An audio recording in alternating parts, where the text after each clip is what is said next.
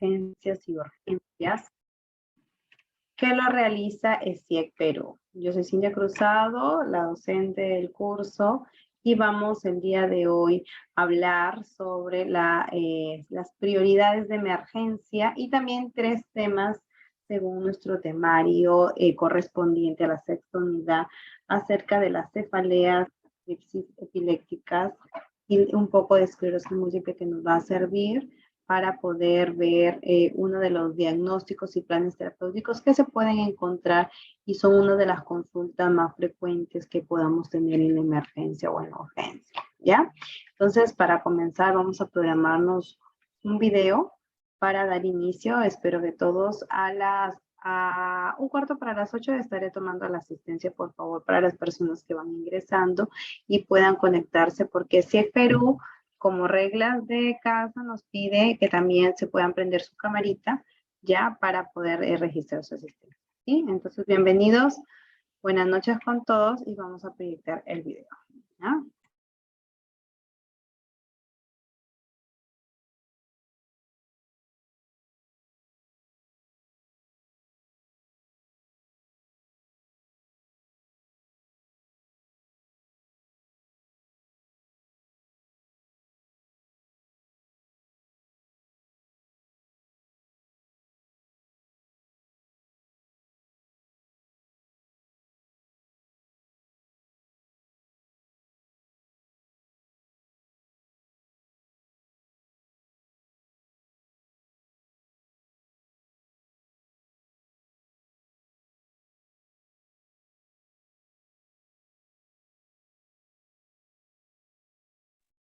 Por favor, me confirman si se escucha. Existen más de 300. ¿Se escucha?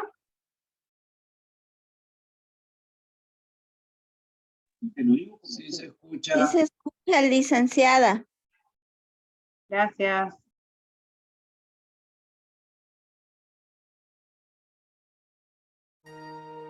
Existen más de 300 tipos de dolores de cabeza. Para poder tratarlos, es importante identificar los factores desencadenantes del dolor. Y el primer paso es la elaboración de la historia clínica del paciente.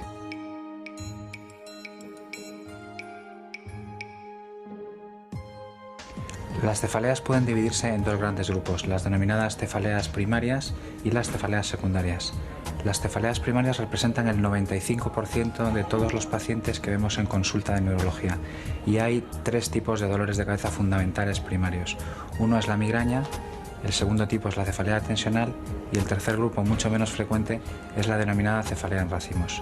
Además existen cefaleas secundarias, que son todos aquellos tipos de dolor de cabeza que son secundarios a otra enfermedad.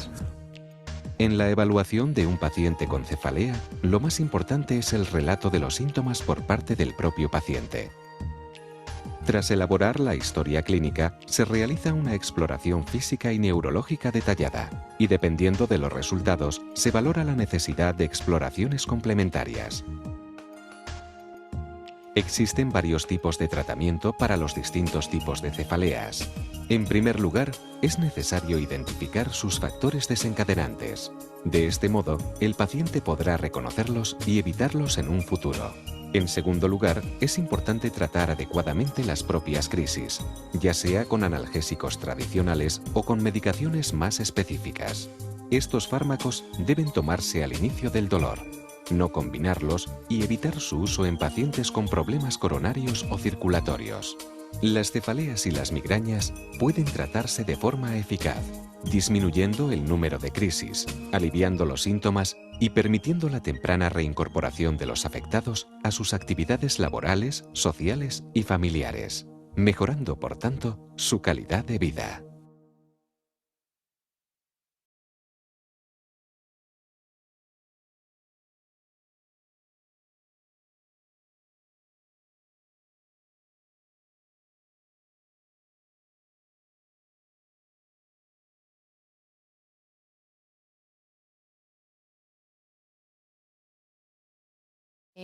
Desde pequeña, a los 7 años, ya empecé con episodios de migraña, pero bueno, en esa época realmente me la achacaban a dolores de cabeza, que si era por sinusitis, ya fue en la edad más adulta cuando realmente ahí me diagnosticaron migraña. Me la van diagnosticar, home, perquè jo tenia uns mal de caps molt bèsties, i llavors no sabia de què podia vindre. A mí me dio de repente, tan tranquilamente en casa, por la noche estaba sentada cosiendo y de repente es como si me partían la mandíbula con un hacha, que algo horroroso.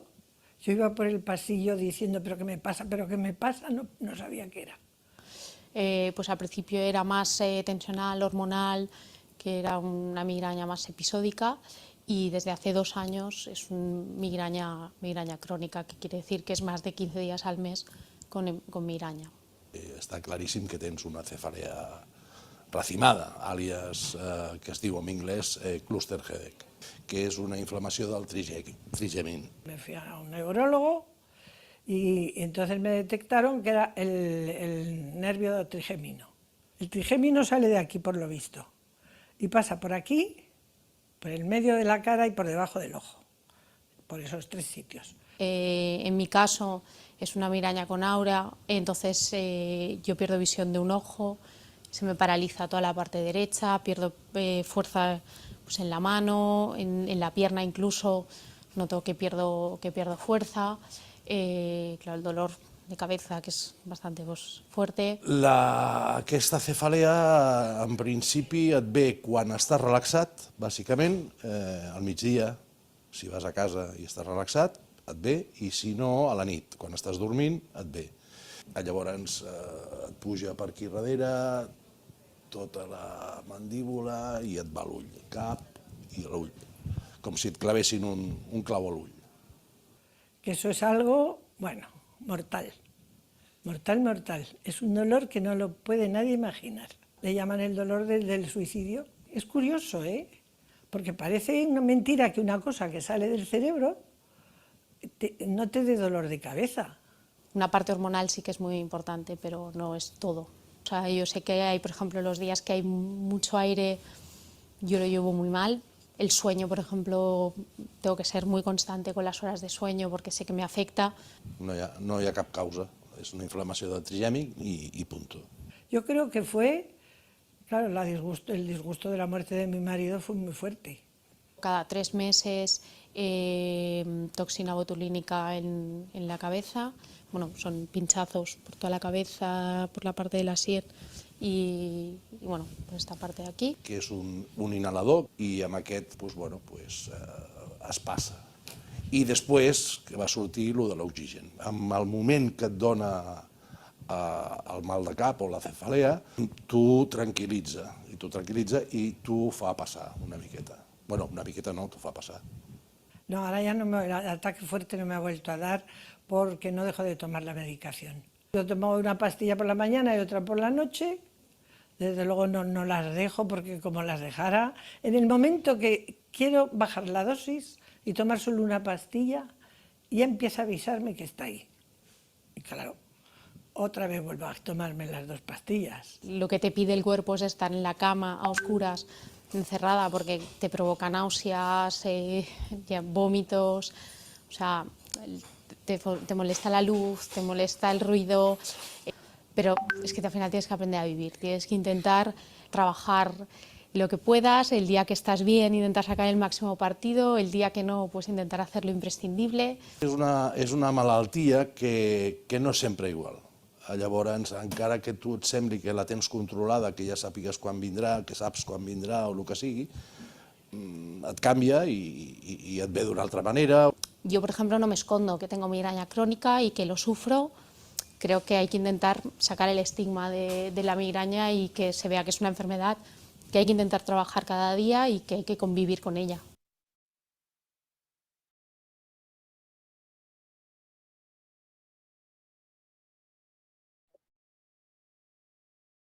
Bien, estimados alumnos, entonces hemos podido ver 2 videos que tratan o que nos definen lo que corresponde a la patología, la migraña. Pero también es importante estudiar por qué ocurre, cuáles son los tipos, como les mencionaba en el primer video. Vamos a darle acá play al manual. Ya. ¿Se puede visualizar? Confirmen, por favor.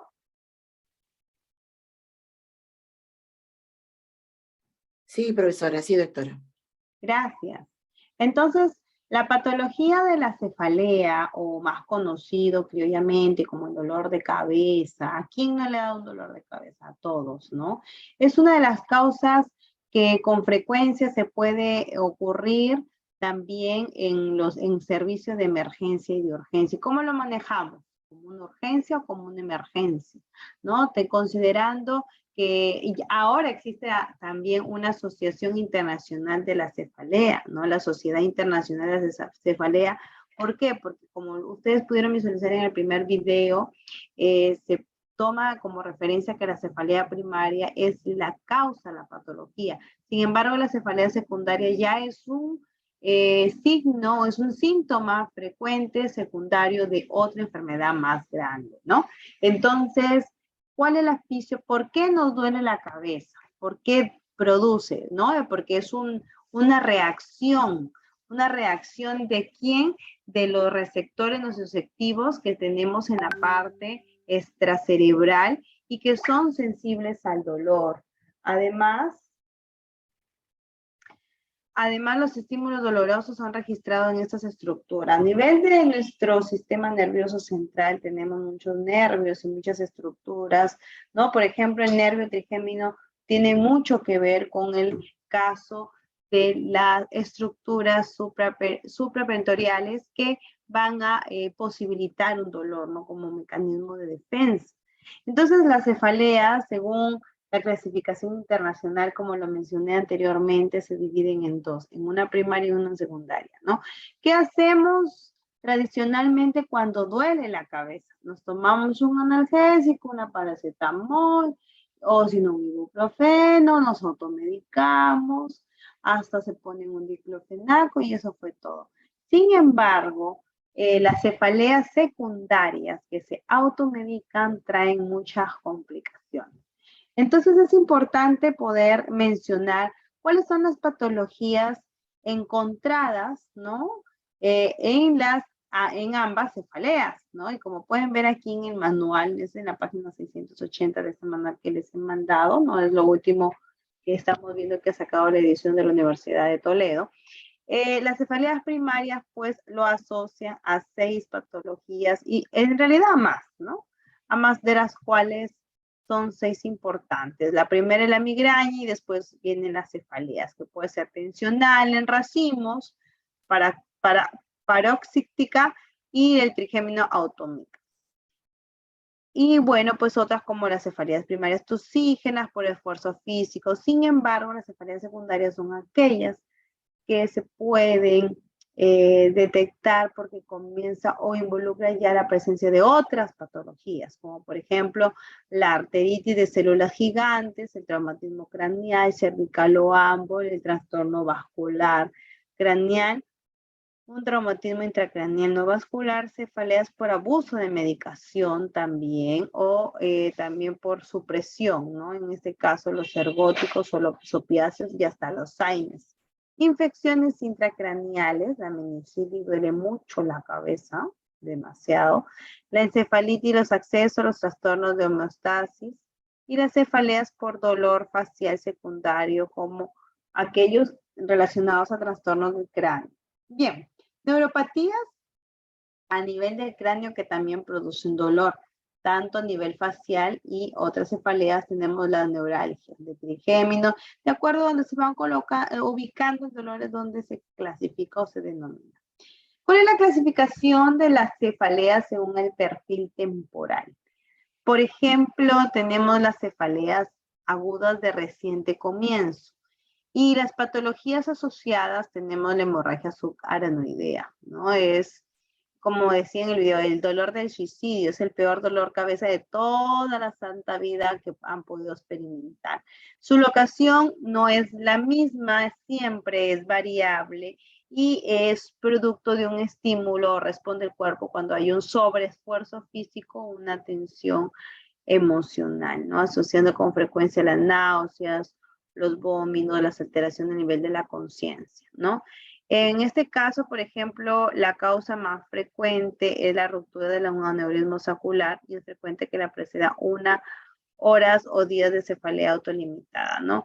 Entonces, si duele la cabeza, no hay que tener muy importantes son las cefaleas, ¿no? El ictus es una cefalea frecuente también a nivel hemorrágico, ¿no? Y está localizada en la parte de atrás, que es la parte occipital, cerebelosa y lobar. La meningitis y la encefalitis aguda en los cuadros donde se evoluciona el dolor y también suele presentarte con vómito, rigidez de la nuca, también fiebre, alteración de la conciencia, ¿no? Entonces, en este caso, es más, el paciente no quiere ni siquiera salir a la luz, tiene fotofobia, tiene crisis comiciales y también experimenta alteraciones del comportamiento, ¿sí? Ahora, las cefaleas, hay múltiples clasificaciones de la cefalea. Vamos a mencionar las que más se consideran, como por ejemplo la cefalea aguda de reciente comienzo, que está involucrada en todas estas patologías escritas, las agudas recurrentes, subagudas, crónicas y progresivas. ¿Qué hacemos cuando exista una cefalea? ¿No? Bueno, en emergencia, el criterio quien trata una cefalea es el personal médico, ¿no? Y en el caso de que nosotros tengamos un familiar, los podemos automedicar, no tenemos que siempre tener en cuenta si es una cefalea ya por más de 3 días y no pasa, por más de 5 días y no pasa, tenemos que llevar al paciente a consulta externa, ¿no? Las cefaleas agudas recurrentes, por ejemplo, tenemos la migraña sin aura, ¿no? Este trastorno también se origina de tipo prevalentico familiar, sobre todo para el lado de la familia de la mamá, ¿no? Por ejemplo, la migraña en la frecuencia y la prevalencia del sexo la sufren más en aquellas mujeres con una edad oscilante menor a 30 años. Y bueno, pues tienen, como le dije, de 4 a 72 horas ya vendrían a ser 3 días, ¿no? 5 episodios de cefalea en 72 horas o de 4 a 72 horas. Y pues permite que es progresivo el curso, aumenta más. Mientras más episodios tenga, es peor, ¿no? Es peor el dolor. Y eso es importante relacionarlo y ver, no solamente las cefaleas se deben tratar con medicamentos. La cefalea, como lo hablaban, ¿no? Cuando estudiaban en la universidad, la cefalea es una reacción de todo lo que el cuerpo ya no aguanta, nos decía un médico en ese tiempo. Y el médico nos mencionaba que la recuperación, la restauración de la salud, no solo es me tomo un medicamento y ya, me pasó. ¿Por qué? Porque también incluye tener en cuenta otros componentes, no solo físicos del cuerpo, sino el componente emotivo, el componente sentimental, el componente espiritual, porque ya nos hemos podido dar cuenta, los pacientes que van con cefalea son pacientes que tienen un problema, y los problemas comúnmente el 80% son emocionales, ¿no? Entonces, allí es un reto para nosotros, ¿no? Porque si ya viene con dolor de cabeza, ya el médico le va a dar una pastilla o una ampolla, no.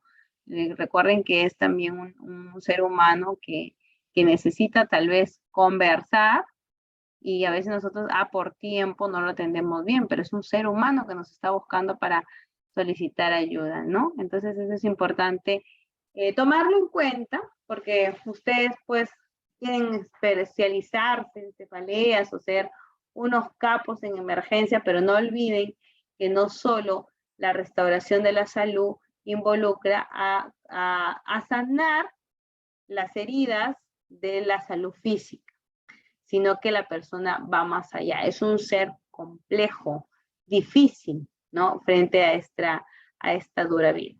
¿Cuál es la clínica de la migraña? La que es más frecuente es la que tiene ya los síntomas, ¿no? Y pues se pueden experimentar, son sensibles en el lenguaje y puede tener en un mismo paciente diferentes, ¿no? En un mismo ataque. Las complicaciones de un estado migrañoso son aquellas que ya ocurren del tercer día hacia adelante, a pesar de que ya haya consumido, ya haya tenido un tratamiento. Y existe también un infarto migrañoso, ¿no? La migraña con aura, que es la primera patología que estamos tocando, ya se relaciona con un ictus isquémico, ¿no? Ya ahí mencionamos nosotros antes que era un ictus isquémico. Entonces, de esta manera, en el caso, por ejemplo, como lo mencioné en la bibliografía, las mujeres que toman anticonceptivos, ¿no? Fármacos, no deben de tener migraña, porque si no, se le va a doler más la cabeza, ¿sí? La migraña crónica, por otro lado, es también considerada como una migraña, como una enfermedad o una patología de cefalea secundaria, ¿no? Pero no es progresiva, ¿sí? Ahora, el tratamiento que se le puede dar a un paciente con migraña. Por ejemplo, a mí siempre me gusta ver los algoritmos, ¿no? Nos dan una noción de cómo entró un paciente, cómo se inició una enfermedad, qué pasa, si mejora, no mejora, si se atiende, si responde o no responde. Entonces, nos sitúa para ver cómo debemos de considerar el proceso. Y podemos tener, por ejemplo, algunos analgésicos o corticoides, perdón, algunos analgésicos no corticoides para el dolor de cabeza. También hay algunos antieméticos, ¿no? Como la metoclopramida, que es la que se pone de preferencia endovenosos. Y sobre todo, o la sedación, pues, ¿no? Todos los panes, la diazepanes o la alprazolam, la diazepam o la clorpromaxina, ¿no? Que ya son sedantes, ¿no? Bien, ahora, ¿qué pasa si mejora? Repito, los mismos tratamientos, y si no mejora, ya recién se introducen los corticoides, ¿no? Bien, entonces, el tratamiento preventivo que puedan ustedes considerar en una cefalea, estamos hablando de una migraña sin aura, considerando los episodios y a partir del tercer día, como les mencioné, ¿no? Es importante ver que el paciente también le favorezca, ¿no? El poder evolucionar favorablemente. Si no evoluciona favorablemente, entonces el tratamiento que se le da, que se le dio al inicio, no le está haciendo efecto. Y eso es importante porque el paciente nos dice, me han colocado esto a la vena, pero no me pasa, ¿no? Yo hasta puedo explicarles que, por ejemplo, hace 4 años yo también fui una usuaria, entré por emergencia, por una cirugía abdominal, y por más que me pusieron hasta morfina para el dolor de cabeza, no me pasaba el dolor de cabeza, ¿no? Entonces era algo que me tuvieron que poner doble dosificación de morfina, que algo está prohibido, pero ahí recién me quedo dormida y me puedo pasar. Entonces, para el tema del tratamiento de la migraña, en un periodo de 6 a 12 meses, con periodo de ventana hasta de 2 meses de 60 días, la finalidad es que tenemos aquí un arsenal terapéutico. El primero compuesto por los antiepilépticos, ¿no? Los neuromoduladores. Y bueno, tenemos toda la clasificación que pueden encontrar. Los beta bloqueantes, el metoprolol, todos los que terminan en LOL. Los antagonistas de calcio, no estamos hablando ya de la clasificación. Y los antidepresivos, ¿no? Esto más que todo es para conocimiento previo de que ustedes tengan acerca del plan terapéutico de la migraña, ¿no? Lo ideal o común para un dolor de cabeza de intensidad leve moderada es el Supracal, ¿no? El paracetamol de 1 gramo, ¿no? Con el estómago lleno. O en todo caso, el ibuprofeno de 600 a 1200, el naproxeno sódico, el dexquetrofeno y el ketorolaco, ¿no? Y ya si tenemos una intensidad moderada grave, pues encontramos a todos los FICPANs, ¿no?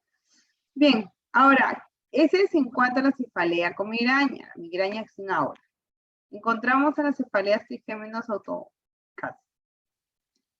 Cuando comenzamos a ver o un paciente nos cuenta acerca del dolor, debemos considerar desde cuándo inició, cuál es su curso, cómo es el dolor, dónde está ubicado, cada que cierto tiempo se intensifica más, para ver hacia dónde se dirigió el nervio trigémino y sus ramas, ¿no?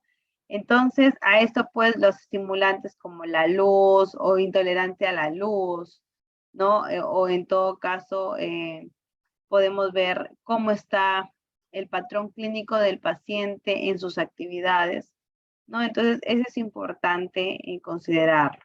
La cefalea en racimos, ¿no? Como decía el doctor del video, nos refiere pues que son a lo más frecuente, la prevalencia se da en varones, ¿no?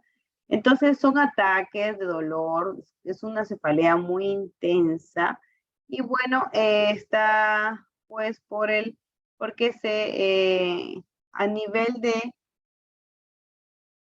de la cefalea, esta pues se da de forma lateral hacia un costado, ¿no? Peri o supraorbitaria de 15 a 180 minutos. O sea, estamos hablando ya de 3 horas y con frecuencia variable de los varios episodios, ¿no?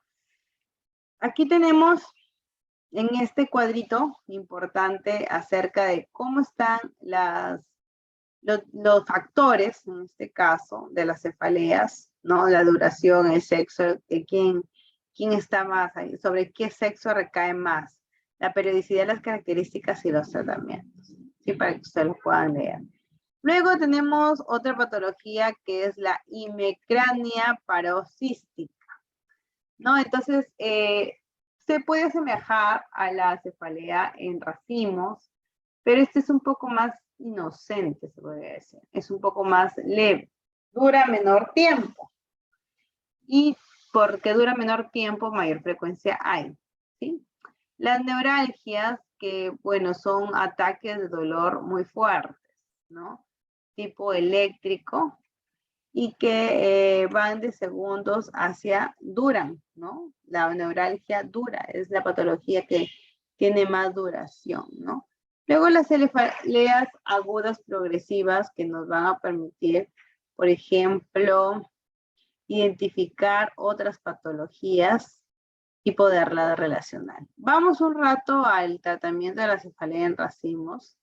Se les da pues en un paciente si es preventivo, ¿no? Antes de la enfermedad, o en un paciente sintomático, que ya fue hacia el establecimiento sanitario para que lo puedan curar. Entonces en ambos, para el preventivo, ¿no? Se toma de primera elección el verapamilo y el topiramato. Las dosificaciones son las que están ubicándose entre 240 a 720 miligramos por día y mínimo 3 días. Mientras que en cuanto al tratamiento de la cefalea en racimos para los sintomáticos, es que la oxigenación en la mascarilla es 100%, 8 a 10 minutos por litro, ¿no? Y si pasa que sí responde, pues su somatepam de 6 miligramos, ¿ya? Ahora, el síndrome de hipertensión intracraneal, ¿no? Personas que tienen este síndrome sí o sí van a experimentar una cefalea, ¿ya? Y esta cefalea se va a acompañar también de otros síntomas, como por ejemplo la fiebre, ¿no? El toser, estornudar, el inclinarse hacia adelante. Y es importante también, ¿no? Conocer cuál vendría a ser su plan terapéutico. El diagnóstico que nos pueda tener en el síndrome de hipertensión intracraneal es que nos va a ver cuál es la neuroimagen, ¿no? Y poder hasta incluso, ¿no? Si la fiebre sigue y no sabemos, que puede ser un diagnóstico de meningitis, o se necesitaría o esclerosis múltiple, o se necesitaría en todo caso de hacer una punción lumbar. Para el tratamiento, sí o sí, lo que ustedes ya saben, signos vitales, que el área esté permeable, el área aérea, y todo lo que está en cómo colocar hacia el paciente. Bien, ahora vamos a ver la hipertensión intracraneal idiopática del pseudomotor cerebro. Entonces, la prevalencia es entre mujeres de 20 a 40 años y pues relacionadas con la ingesta de fármacos, como por ejemplo las tetraciquinas, los corticoides, la vitamina A, ¿no? Entonces, esta cefalea es pulsátil, de larga intensidad y puede aparecerse de forma diaria, ¿no? Acompañada de la sintomatología que también les expliqué. Las cefaleas crónicas no progresivas, por ejemplo, tenemos la cefalea atencional episódica y crónica. La clínica, por ejemplo, es la más frecuente en las mujeres sin carácter familiar, ¿no? Es importante para una buena cefalea, aparte del tratamiento físico, tener inteligencia emocional. Porque si nos preocupamos por todos los problemas, si nos tomamos a pecho, nuestro cuerpo de los problemas del soma se convierten en fisiológicos, ¿no? Aquí también vemos otro algoritmo, ¿no? Acerca del tratamiento de la cefalea atencional.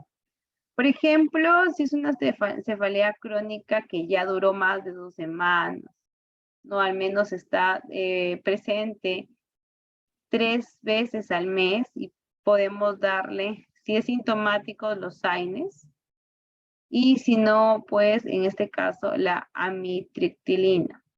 Y en los casos episódicos no frecuentes o frecuentes con una cefalea crónica, y lo otro es que es infrecuente con cefalea cada año.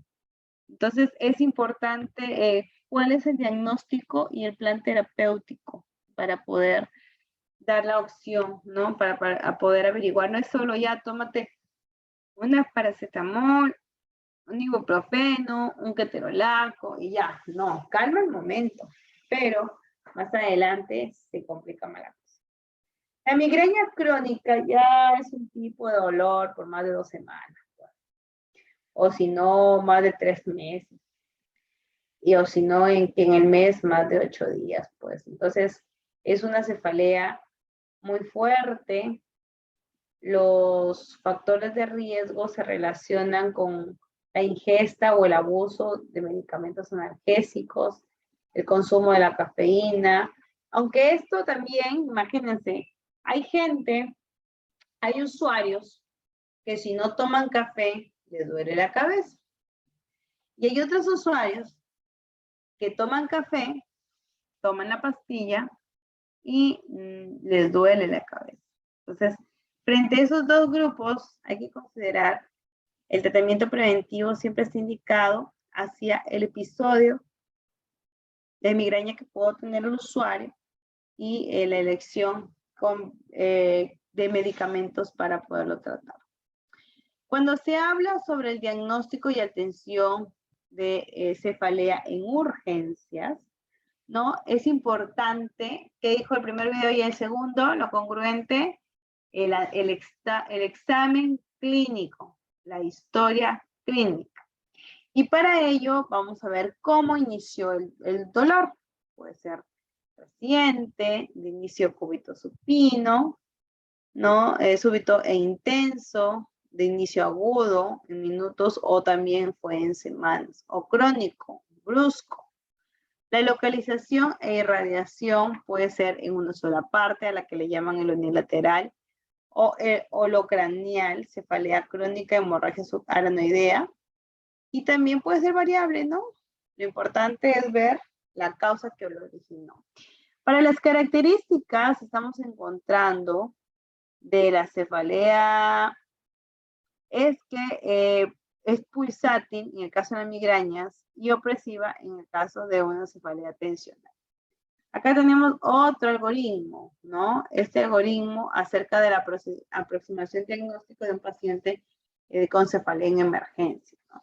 Si tiene más de 50 años, entonces hay que ver qué otras patologías se pueden asociar. Si no, entonces vendría o lo catalogamos como una cefalea aguda. Y si se sospecha de una cefalea secundaria, actuar, por eso es que ya no vemos en la otra dirección, la otra flechita. Mientras que para la cefalea primaria ya está el esquema. Uno es el unilateral y el bilateral. Igual, Aquí está todo el proceso que pueden hacer, ¿no? Entonces, ese es el tiempo, el brote, y es lo que nos va a permitir hablar ahora de la exploración clínica. De hecho, que tenemos que apuntar a realizar signos vitales, a la exploración física y básica, a una exploración neurológica completa que incluye la evaluación de estos nervios craneales, ¿no? El nivel de conciencia, tanto el lenguaje, la atención y los colaboradores, y que pueda sacar la información a este paciente, lo hacen en el proceso de la anamnesis. Los signos vitales, como por ejemplo la temperatura, la existencia de fiebre, ya nos involucra a un proceso netamente infeccioso. Entonces, eso también es considerable tenerlo. ¿Qué pasa si se realiza una exploración neurooftálmica? ¿No? En el fondo de ojo también pueden visualizar, ¿no? Si hay un edema que indique el aumento de la presión intracraneal, si es secundario, cuál es la presencia de estas hemorragias, ¿no? Y luego viene otro que vendría a ser los pares, los nervios craneales. Aquí pues encontramos a toda la musculatura que se encuentra en zonas cerca a la fascie, a la córnea, al motilador facial, a lo que corresponde a la audición y pares bajos. En la exploración de los senos paranasales también es importante, por ejemplo, el tema de los oídos externo, oído interno e motilidad. La exploración de los senos paranasales, bueno, aquí está para un poco mencionarles. Acá está todo cómo se ha venido clasificando de acuerdo a las pruebas, ¿no? Y tenemos acá una técnica de neuroimagen sobre la posición lumbar, la angiogeografía, ¿no? Criterios de ingreso y de derivación a la urgencia, entonces siempre tenemos que estar actuando y ser perseverantes con nuestros usuarios.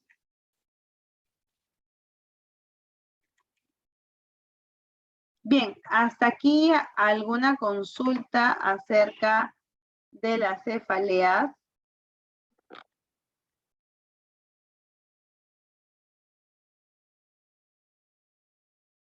Hola chicos, chicas, ¿alguna consulta acerca de las cefaleas? ¿O quedó claro o no han entendido nada?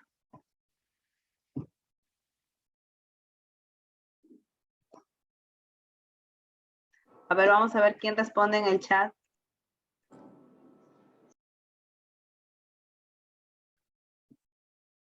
No responde. Pero sí me escuchan, ¿verdad?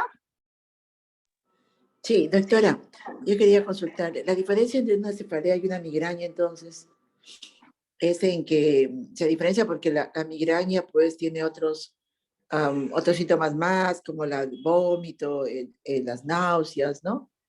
Y es también un poco más, por más tiempo, ¿no? Dura un poco más. La ¿Alguna migraña es un tipo de cefalea primaria. Es la enfermedad. Recuerden, las cefaleas están clasificadas en dos grupos. La cefalea primaria y la cefalea secundaria. La cefalea secundaria es un síntoma, pero está asociado a otras enfermedades, como la meningitis, la hemorragia subaranoidea, ¿no? El ictus. En cambio, la cefalea primaria es la que desarrolla es la enfermedad. Y aquí encontramos a la migraña sin aura o la migraña que es más frecuente en mujeres, ¿no? Entonces, la migraña es un tipo de cefalea, pero es una cefalea primaria. Sí se acompaña, ¿no? Con vómitos, náuseas en algún momento, dependiendo, ¿no? Y también del umbral del dolor del paciente, ¿no? Entonces es importante, pues, ¿no? Para un paciente con cefalea primaria o secundaria, como les mencionaba, no solo, ya, ¿tienes cefalea? Toma. ¿Tienes migraña? Toma otra pastillita, chao. Sino el otro componente, ¿no? Que lo vemos es que no es solo restablecer la salud física, sino también restablecer su salud, ver cómo está su salud emocional, su salud psicológica, su salud hasta espiritual, ¿no? Porque en base a que el cuerpo carga mucho con tantas cosas, es que ya la cefalea es un mecanismo de defensa como diciendo, ya pues ponte, descansa, recupérate, ¿no? Entonces nosotros, ¿a dónde voy? Nosotros somos personal de salud que estamos ayudando a trabajar, a salvar vidas, ¿no? En todo caso, ayudar a que se salven. Pero el tema está también que es el personal de salud. Yo hice un estudio para un médico de salud ocupacional y todos sufrían de cefaleas primarias en un establecimiento de salud de niños. Entonces, y es muy importante ver el tema en el personal de salud de cualquier carrera, los temas que ayudamos a los usuarios, pero también nosotros, ¿no? Entonces, si nosotros nos vemos primero como personas, más que como trabajadores, vamos también a ver a nuestro usuario, nuestro paciente, también como personas, ¿sí? Bien, entonces, a ver, Nancy volvió a entrar, muy bien. ¿Una cefalea tensionada puede llegar a ser migraña? Sí. Una cefalea que tiene ya más de 3 días, ¿no? Recuerden que la migraña es una cefalea que ya tiene 5 episodios en más de 72 horas y es prolongado y se llega y se convierte a veces en hacerse una patología ya crónica, ¿no? Entonces es complicado después porque el paciente se vuelve dependiente de los medicamentos y se va a dormir, ¿no? Entonces, basta que tengamos un dolor de cabeza muy crónico, muy fuerte, comienzan también a perjudicar, lo tumba la cama, lo automedica y son crisis de migrañas que son muy fuertes. La migraña afecta la vista. Bueno, en ese caso, según lo que he podido estudiar, de acuerdo al nervio trigémino, si estamos hablando de la fisiopatología del dolor, se afecta a un nervio y brota, ¿no? Brota hacia la cavidad extracerebral y no están los nervios de nuestra vista desconectados hacia el nervio trigémino. ¿Por qué? Porque involucra todo, no basta que tenga acá, también puede haber dificultades como consecuencias no siempre, pero sí puede ocasionar problemas con la vista, ¿no? Y con el oído, ¿sí? Recuerden que estamos un montón de nervios que tenemos en nuestra cabeza, en la parte superior, y sí se puede relacionar. Bien, chicos, entonces, también a la migraña, ¿cuánto tiempo de tratamiento requiere? Eso depende mucho, ¿no? De cómo lo identifican, ¿no? Recuerden que los médicos que detectan la migraña, y esto es manejo médico, ¿no? Ellos comienzan a evaluar, hacen una evaluación neurológica, el especialista neurológico, quien tiene que hacerle una evaluación acerca de cómo es el curso insidioso, progresivo, para ver cuánto tiempo tiene que disponer en hacerle el tratamiento, ¿no? Pero sí es regular, ¿eh? He trabajado con personal de salud que sufre de migraña y han tenido que tener tratamiento mínimo 6 meses, 8 meses, o sea, es complicado, ¿no? Entonces, muy bien. Ahora vamos a pasar a otro. Ay, qué bien que me han hecho preguntas, se nota que me estoy atentos en la clase. ¿No? Ya es nuestra 6ª clase, de aquí 2 clases más acabamos, ¿no? Entonces,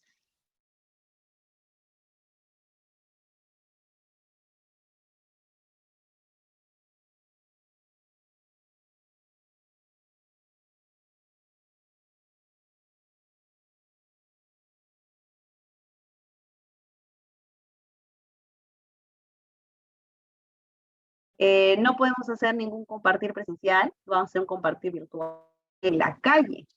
¿Qué hacemos si asistimos a un compromiso y le da a alguien una crisis epiléptica? ¿Qué es una crisis epiléptica? Entonces, eso es lo que vamos a presentar el día de hoy.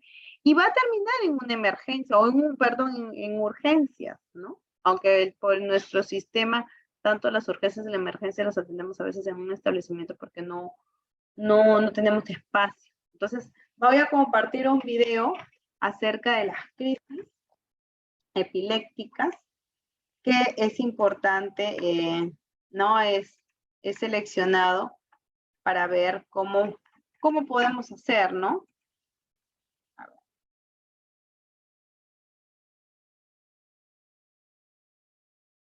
Y vamos a evaluar también la fisiopatología de la epilepsia. Voy a hablar sobre la fisiopatología de la epilepsia. Ay, perdón. Soy el doctor San Agustín.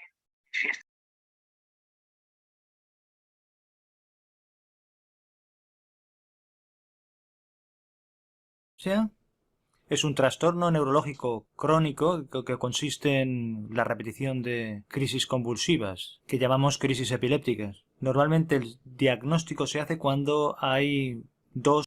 En este vídeo voy a hablar sobre la fisiopatología de la epilepsia.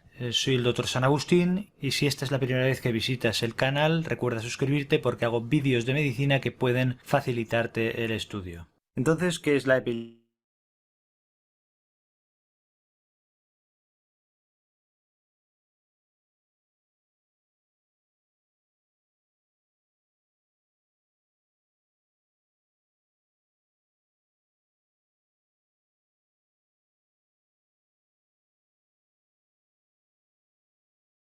La epilepsia es un trastorno neurológico crónico que consiste en la repetición de crisis convulsivas, que llamamos crisis epilépticas. Normalmente el diagnóstico se hace cuando hay dos o más crisis. Esto dará lugar a una serie de manifestaciones clínicas que a veces pueden ser muy evidentes y otras veces son más subjetivas y difíciles de ver. Fisiología y fisiopatología de la epilepsia. Es importante entender un poco cómo funciona esto para poder comprender el mecanismo por el que funciona la epilepsia y entender cómo actúan los diferentes tratamientos farmacológicos. Ya sabemos que el sistema nervioso está formado por neuronas que se comunican entre sí a través de los espacios sinápticos.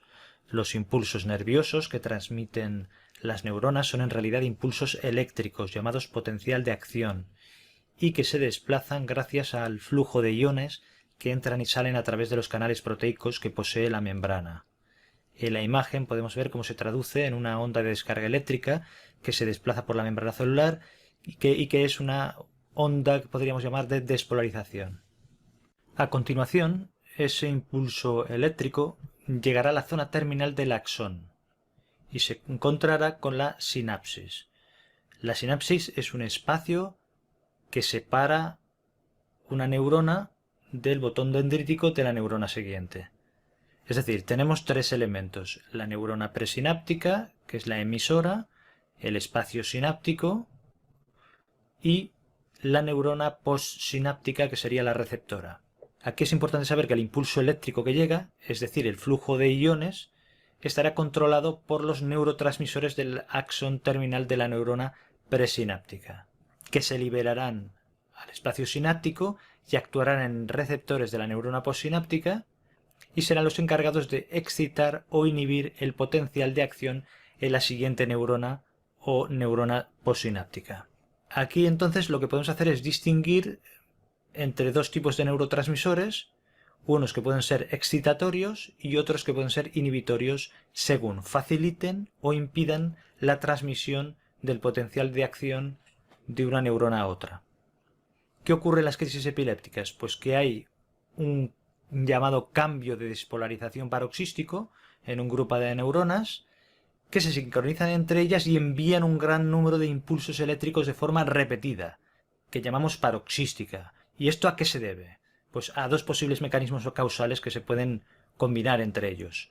Uno, pues que sea un exceso de excitación y otro que sea un déficit de inhibición. Bueno, entonces, ¿qué diferencia hay entre un impulso eléctrico excitatorio e inhibitorio? O sea, ¿cómo funcionará una neurona excitatoria o una neurona inhibitoria? Pues en la neurona excitatoria el potencial de acción irá progresando porque va abriendo los canales del sodio que van entrando en la célula, se van despolarizando y esto va progresando. Por la parte posterior el potasio irá saliendo de forma que se irá repolarizando por detrás. Es el proceso que hemos explicado antes. Y al final pues habrá un equilibrio un reequilibrio entre el sodio y el potasio a través de unas bombas o unos canales específicos iónicos para ello. Pues bien, el potencial de acción llegará a la parte terminal del axón, donde abrirá unos canales de calcio, y esta apertura de los canales de calcio propiciarán la entrada de este ion del calcio a nivel de presináptico, y esto será muy importante para la liberación de un neurotransmisor específico excitatorio, que en este caso es el glutamato. ¿Qué es lo que ocurre? Que el calcio intracelular, que en este momento hay, lo que hará será movilizar unas vesículas sinápticas en las que habrá este neurotransmisor, que es el glutamato, que se fusionarán a nivel de la membrana presináptica y liberarán el glutamato al espacio sináptico, a la hendidura sináptica, de forma que irá llegando a la membrana postsináptica y se unirá a unos receptores específicos, formándose un complejo del glutamato con ese receptor. Estos receptores, que están en unos canales específicos, son el NMDA. Entonces, esto lo que hará a nivel de neurona postsináptica es que se abran los canales de sodio y también de calcio, se provoque una despolarización que cuando llegue a un umbral causará un potencial de acción y ya tenemos otra vez el impulso nervioso, el impulso eléctrico que seguirá hacia adelante. Por otra parte, tenemos un impulso inhibitorio que podemos encontrarnos en neuronas inhibitorias, en las cuales el proceso es el mismo del potencial de acción que llegará a la terminal presináptica. Lo que ocurre es que aquí el neurotransmisor será el GABA.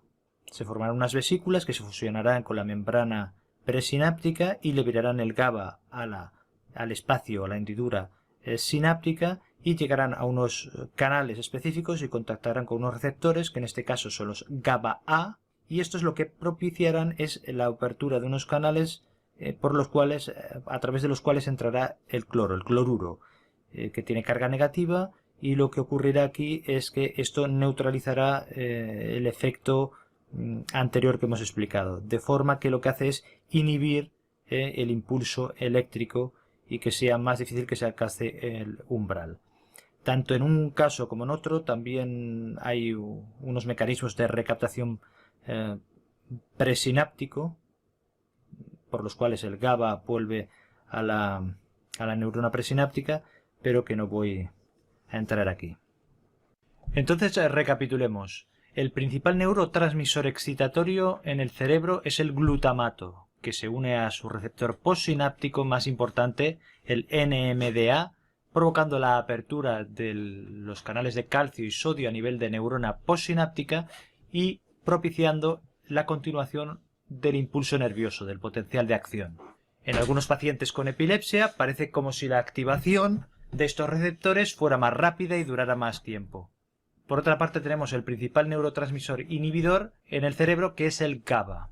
Este se une a su receptor postsináptico, el GABA-A, que inhibe la señal eléctrica abriendo los canales que dejan entrar el cloruro e inhibiendo la señal eléctrica. Algunos pacientes epilépticos tienen afectaciones genéticas que hacen que tengan un receptor del GABA que es anómalo y entonces no son capaces de inhibir la señal. Y otros pueden tener una afectación de los canales iónicos por lesiones cerebrales o por tumores, infecciones y lesiones diversas. Independientemente que sea una disminución de la inhibición de la señal eléctrica o del impulso nervioso o un aumento de la activación del impulso nervioso, de la actividad eléctrica, si hay un grupo de neuronas que empiezan con descargas eléctricas repetidas y de forma simultánea, o sea, el cambio de despolarización paroxístico del que hablábamos al principio, esto causará unos signos externos que pueden ser muy evidentes o unos síntomas subjetivos difíciles de ver, pero que constituirán manifestaciones de la epilepsia. Todo dependerá del tipo de neuronas que se afecten. Si el vídeo te ha gustado, recuerda darle a me gusta y compartirlo en redes sociales. Y recuerda suscribirte si no lo has hecho ya. Hago vídeos de medicina en forma de introducción y repaso que pueden ser útiles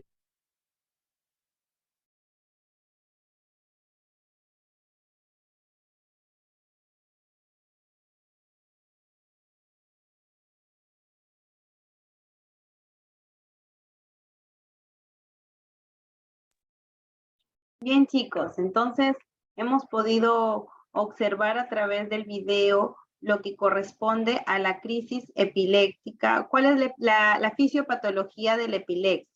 ¿No? Y es importante mencionar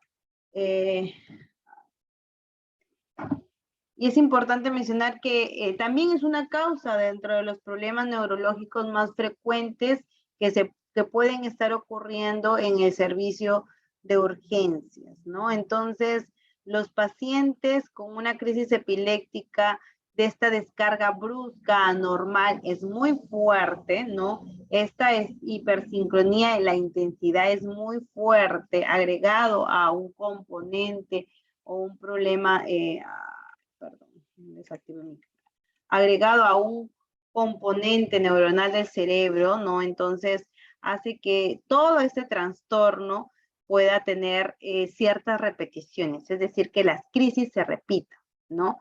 Y también hay una clasificación de las epilepsias, ¿no? Por ejemplo, la Sociedad Internacional así como hay la Sociedad Internacional de Cefaleas, también hay la Sociedad Internacional de Epilepsias, ¿no? Cada enfermedad, los mismos profesionales se han asociado, han creado sus reglamentos y todo, y han permitido identificar y estudiar tanto la enfermedad para ver cómo manejar la clínica. Entonces, por ejemplo, existe una crisis epiléptica generalizada, y esa es cuando el comienzo focal de inicio y luego se propaga rápidamente a redes cerebrales bilaterales, ¿no? En ambos lados. Y uno de ellos, por ejemplo, tenemos las ausencias típicas. ¿Qué son las ausencias típicas? Son, pues, las características de ser breve y repentino lapsos de pérdida de conciencia, ¿no? Entonces, una ausencia típica está en el nivel de pérdida de conciencia del mismo usuario después de una crisis epiléptica, ¿no? No duran minutos, duran segundos, y pues pierde la conciencia, no recuerda que ha convulsionado. Entonces, esto puede ocurrir en los niños, ¿no? Y de una tendencia o de una prevalencia más en los adultos, ¿ya? Ahora, ¿qué pasa si yo voy por la calle y una persona comienza a convulsionar? ¿Cómo debo de ayudarle, no? O estoy en mi establecimiento y viene y llega caminando y se tira. Entonces, eso es lo que ahorita vamos a ver un videíto acerca de cómo podemos ayudar, ¿ya? A ver, voy a desactivar acá mi... No, ¿dónde está? ¿Dónde está?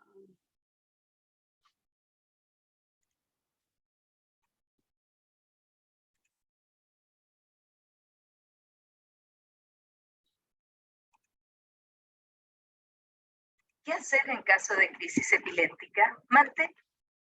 Ay, como proyecto desde mi WhatsApp voy a pedir. Voy a cerrar mi micro.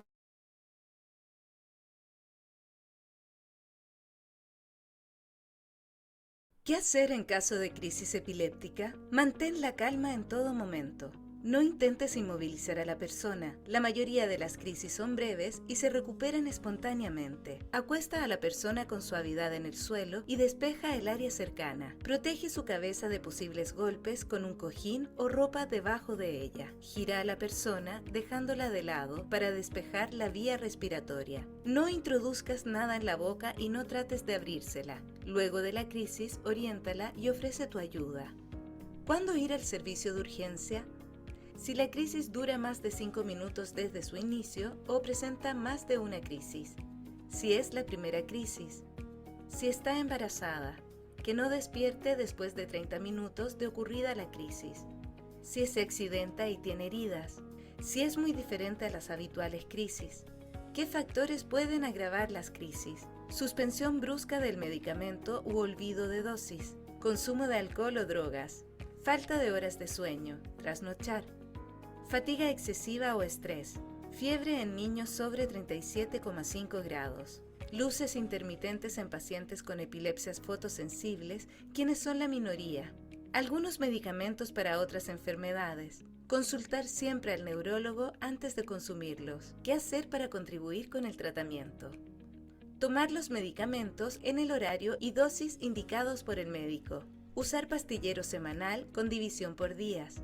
Evitar suspender o modificar el tratamiento sin indicación médica. Llevar un calendario registrando los días, horarios y tipo de crisis. Informar al médico de otras enfermedades y de los medicamentos. Asistir a controles médicos y realizarse los exámenes solicitados. Conocer los factores que favorecen o incrementan la posibilidad de presentar crisis. Clínica Alemana. Si es tu salud, es la alemana.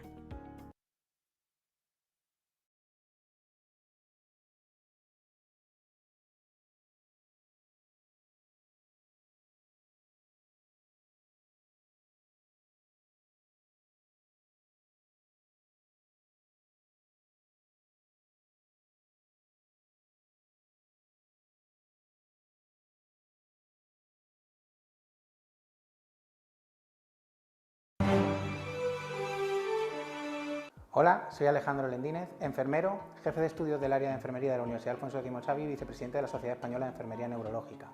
Voy a contaros cómo debemos actuar ante una crisis epiléptica. Como sabéis, la epilepsia es una enfermedad crónica del sistema nervioso que es provocada por descargas incontroladas dentro del cerebro. Tenemos dos grandes grupos de crisis. Por un lado tenemos las focales y por otro lado tenemos las generalizadas. Las focales tenemos dentro de ellas dos grandes grupos, las parciales simples y las parciales complejas. En las parciales simples son pacientes que no pierden el conocimiento, no hay una desconexión del medio, y en las parciales complejas en las que se produce esa desconexión del medio. ¿Qué debemos de hacer para manejar la situación con estos pacientes? Por un lado, controlar el tiempo de la crisis, es decir, controlar con nuestro reloj cuánto tiempo está durando y ver qué sintomatología presenta. Y, lo más importante, protegerle de cualquier riesgo que pueda haber cerca de él. Por ejemplo, una persona que esté andando por la calle, de golpe tiene una desconexión del medio, sigue andando por el automatismo y puede ser atropellado por un vehículo. En el caso de las crisis complejas, que quizás las más conocidas y que todos conocemos son las convulsiones, lo que debemos hacer es apartar todo lo que tengamos alrededor de la persona, que nos encontramos tirada en el suelo. ¿Para qué? Para evitar cualquier golpe con cualquier objeto que pueda haber cercano. Y una vez que ha cedido en sí la crisis, lo que vamos a hacer es colocarla en posición lateral de seguridad. Muy importante, no debemos meter nada en la boca, la lengua no se traga, que es uno de los famosos mitos que hay por todos lados, ¿vale? Sobre todo porque pensar que la lengua está bien insertada dentro de la musculatura y de la estructura ósea de la mandíbula. Y en caso de que se alargue en el tiempo, es uno de los motivos por los que llamaremos al 112. ¿Por qué? Porque estaríamos hablando de otra entidad que sería el estatus epiléptico. ¿Qué más motivos nos haría llamar al 112? Que sea la primera vez que esa persona tiene una crisis o que la crisis sea distinta a las crisis que ha habido anteriormente.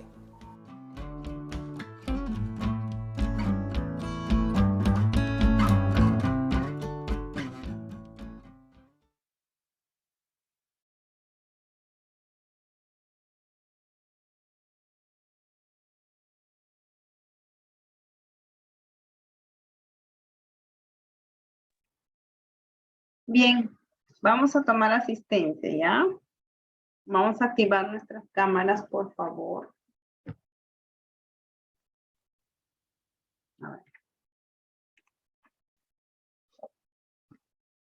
A ver, vamos a activar nuestras cámaras para poder tomar asistencia. Norma Rosemary.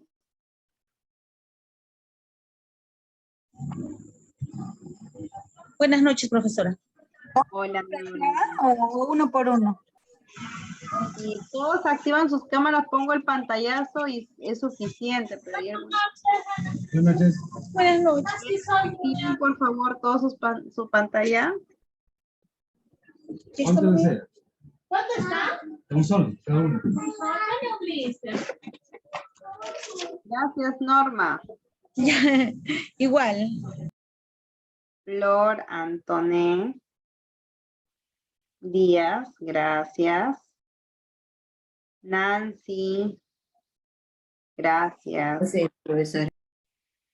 Señorita Ana Alvarado, gracias. Gracias, licenciada.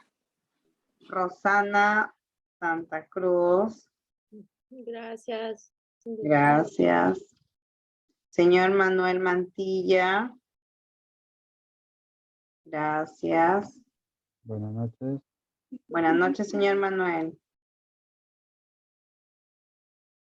¿Quién más? Nelly Palomino, Lina, Katy, Cristina. Buenas Presente. noches. Nelly Presente, doctora. Palomino. Nelly Palomino. Buenas Gracias. noches, doctora. Buenas noches. Nancy también. Vea, hoy día han venido poquitos. Están celebrando el Día de la Canción Criolla. Se han olvidado de su clase. Doctora Nancy Calderón también. Ok, Nancy, las dos Nancy, gracias.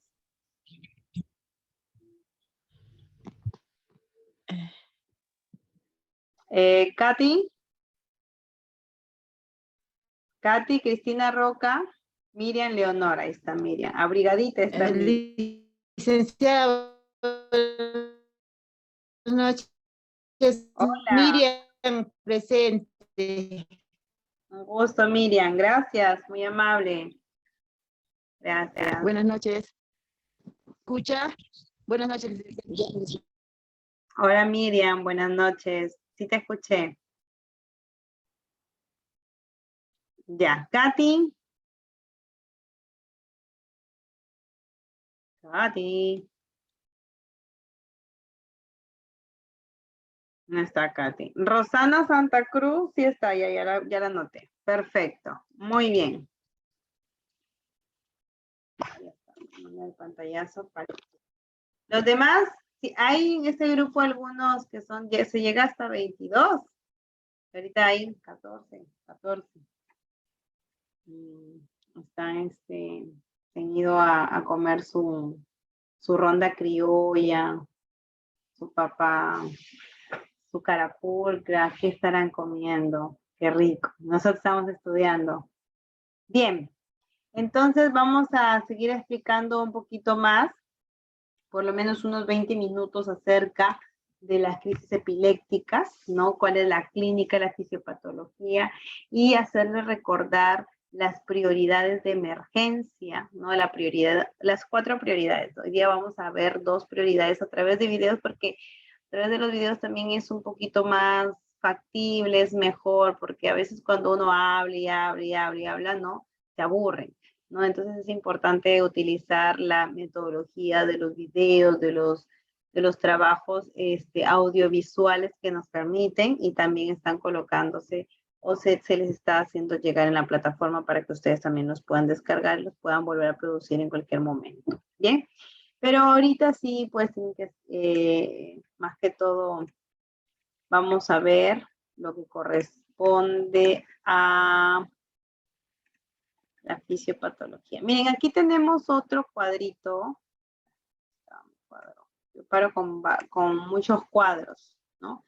En este gráfico, en esta tabla, ¿no? Esta tabla que aparece con normas APA, encontramos, ¿no?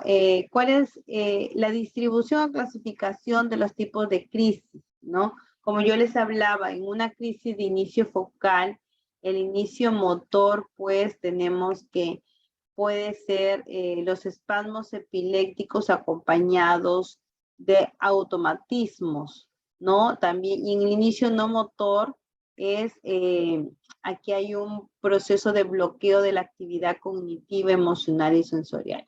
¿No? En esta área, ¿qué pasa? Pues se origina en la área limitada de la corteza y puede o no tener alteración de la conciencia. Cuando hay una crisis de inicio generalizado, recuerden que hay 4 tipos de crisis.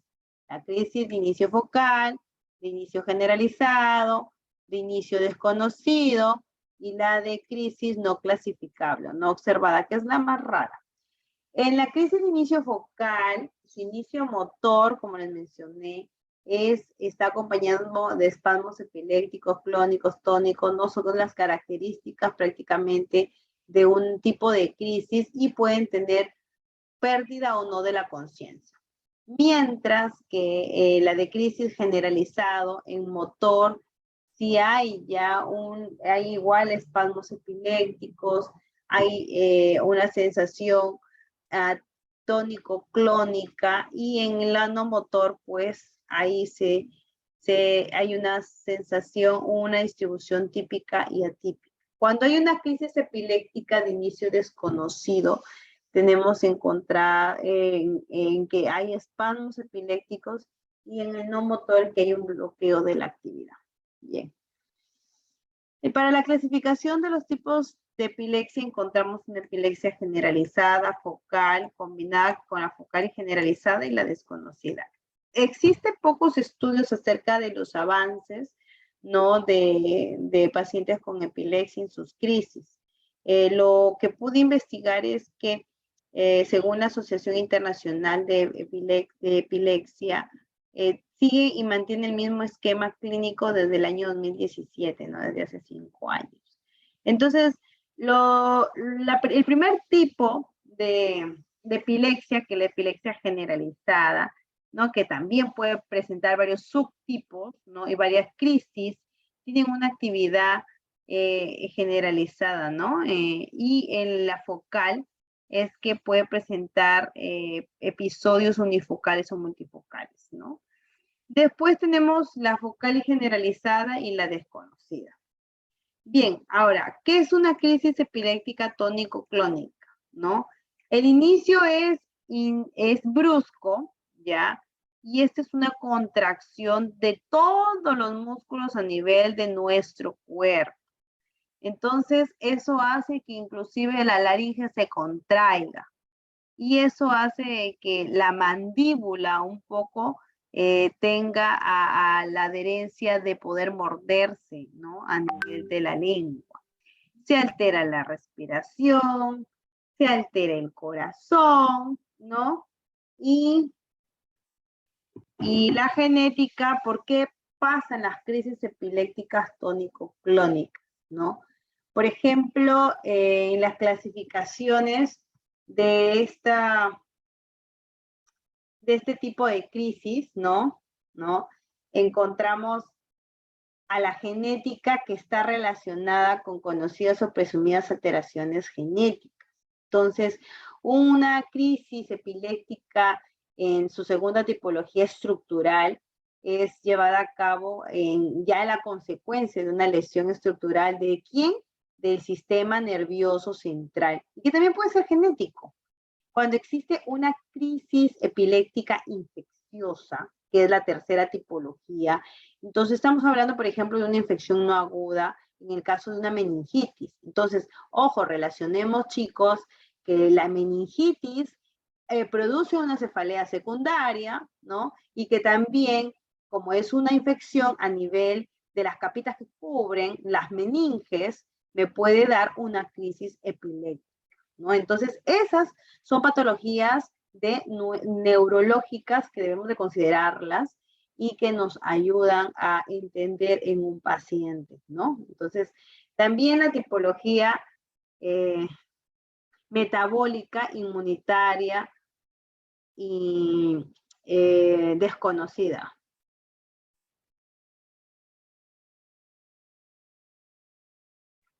Y eso nos preocupa saber, pues, ¿no? Un paciente epiléptico siempre tiene que tener su dosificación, sus medicamentos y tomarlos al pie de la letra, porque si no, hace resistencia y en cualquier momento nos hace una crisis, ¿no?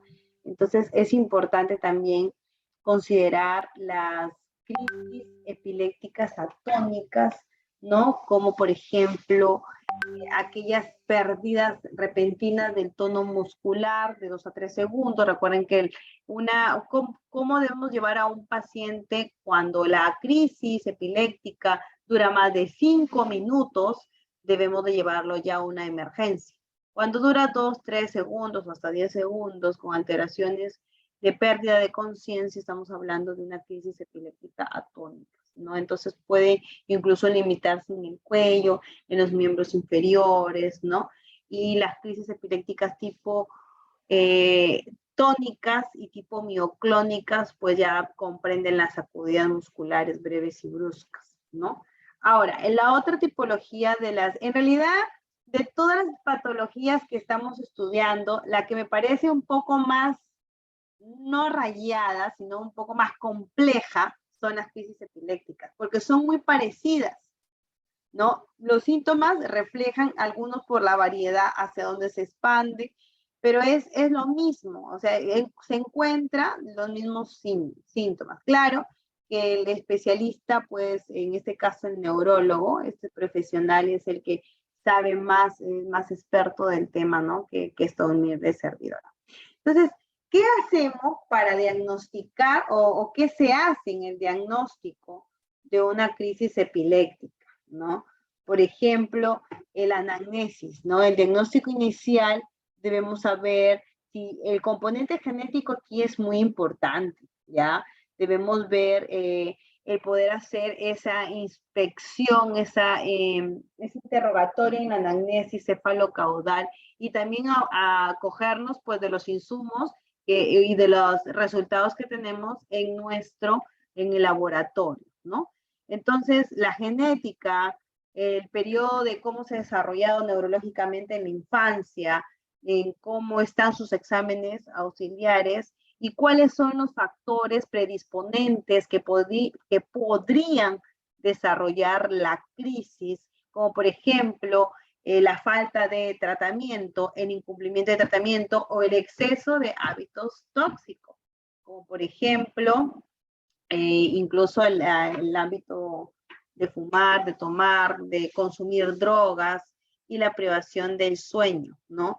La interacción medicamentosa, los trastornos emocionales fuertes, estrés, la música alta, hasta una enfermedad que nos pueda desorientar, ¿no? Entonces, es de vital importancia no solo atender la composición física, sino también la composición, la estructura emocional, la dimensión emocional, espiritual que pueda tener nuestro usuario. Para la exploración física y neurológica vamos un poco a hacer mención para que conozcan acerca de las pruebas complementarias, ¿no? Por ejemplo, tenemos los datos de laboratorio que se piden. Siempre hemograma y bioquímica, ¿no? Va a estudiar la alteración de los electrolitos, como por ejemplo sodio, potasio, y todo lo que pueda responder, ¿no? Tenemos, por ejemplo, una hipernatremia, ¿no? Una hipocalcemia, ¿no? Una insuficiencia renal, para una insuficiencia hepática, ¿no? Las técnicas de imágenes que son, por ejemplo, la radiografía de tórax, el electrocardiograma, la punción lumbar, que es imprescindible, por ejemplo, para una meningitis, ¿no? También hacer una tomografía cerebral, ¿no? La sospecha de una infección del sistema nervioso central, ¿no? Entonces, el electroencefalograma también es importante, ¿no? Para ver el encefalitis, el coma de origen desconocido. Y entonces, así, por ejemplo, en el diagnóstico diferencial, para no confundir, tenemos la presencia de la presencia de aura, ¿no? En la amnesia de episodio de signos neurológicos formales constituyen el diagnóstico de una crisis epiléptica, ¿no? La mordedura a nivel de la lengua es altamente específica y poco sensible a una crisis epiléptica generalizada. Bien, tienen también este manual para que puedan desarrollarlo porque es un poquito confuso el tema no es complejo, más que confuso es complejo.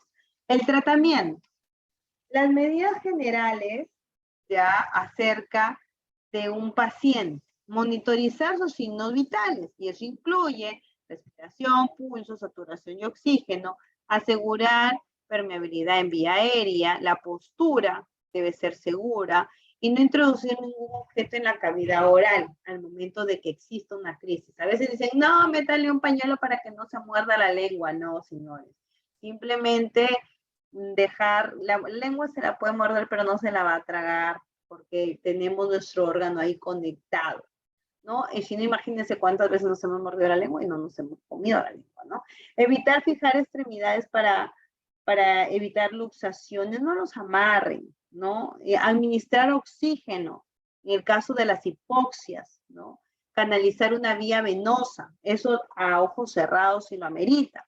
Su glucemia inferior a 80 miligramos y administrar 100 miligramos de tiamina seguido de 50. Bueno, esa es la parte médica que lo hacen pues los especialistas. Y las medidas específicas, tenemos el tratamiento de la enfermedad base, el tratamiento antiepiléptico, y tenemos también los principios generales de un tratamiento epiléptico, ¿no? Acá, por ejemplo, están todos los medicamentos, las indicaciones, la dosificación, para conocimiento de ustedes, ¿no? Porque acá creo que sí hay 2 alumnos que son médicos, ellos sí pueden recetar, ¿no? El resto que no somos personal médico no podemos recetarnos según nuestro perfil por competencia. Bien, entonces aquí, por ejemplo, entre los fármacos tenemos la fenitoína, la carbamazepina, el ácido valproico, ¿no? Y sus nombres comerciales, ¿no? El Valprax, ácido valproico, la fenobarbital, la primidona, ¿no? Todos estos, hay un complejo de fármacos está aquí. Y bien, para terminar, vamos con esta parte, vamos a hablar en cuanto del estatus epiléptico, ¿no? Entonces, el estatus epiléptico también es una crisis epiléptica, perdón. Es una crisis epiléptica, donde los mecanismos de nuestro cuerpo, los mecanismos fisiológicos de crisis pueden provocar ya una lesión irreversible en la persona. Entonces, si no hay un tratamiento adecuado, esto es muy importante, ¿no? Pueden generar un daño que ya no tiene remedio. Esta crisis que pueden experimentar, ¿no? Estas crisis epilépticas, este estatus epilépticos, se puede definir con 3 o más crisis en menos de 24 horas, con 2 o más crisis en menos de 6. Y hay un porcentaje del 10% de su prevalencia, ¿no?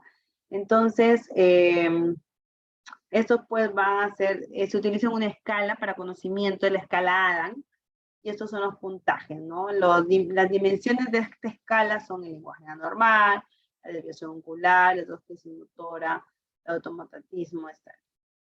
Entonces, estos son los fármacos también para el estatus epiléptico, como pueden tener, son algunos que coinciden con los otros fármacos de una crisis epiléptica.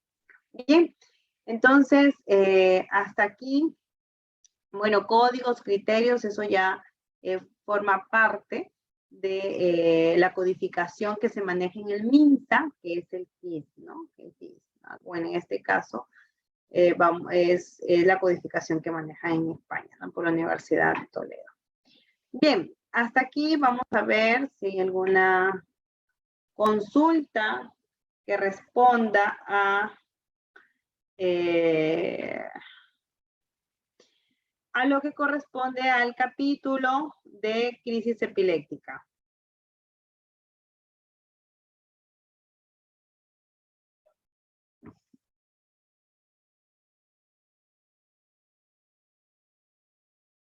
Chicos, pueden escribir en el chat si tienen alguna consulta para pasar a resumir un poco las prioridades que podemos ver en el servicio de emergencia.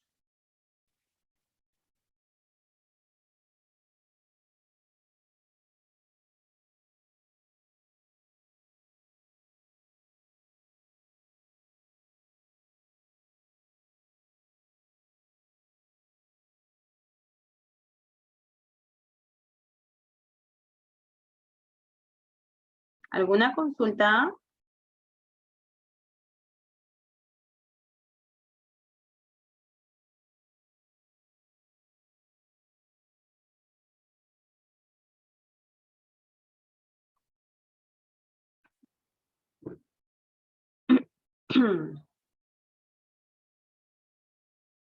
Bien, entonces, ya que no hay ninguna consulta, vamos a ver y a recordar ahora ya lo que es el triaje de la emergencia.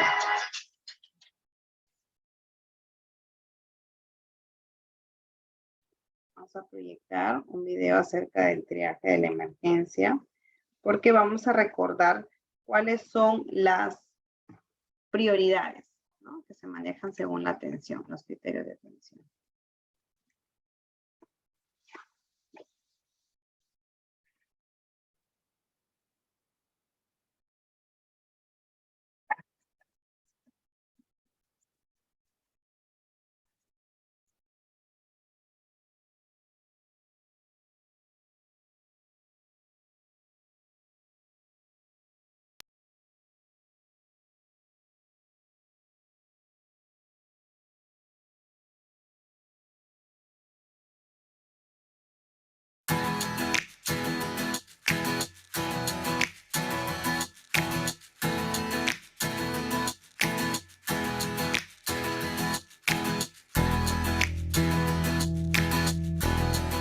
El triaje es un sistema clasificatorio que divide los pacientes o las personas que realmente están muy graves y que requieren una atención urgente y rápida, y aquellos pacientes que no requieren esa atención tan urgente y tan rápida.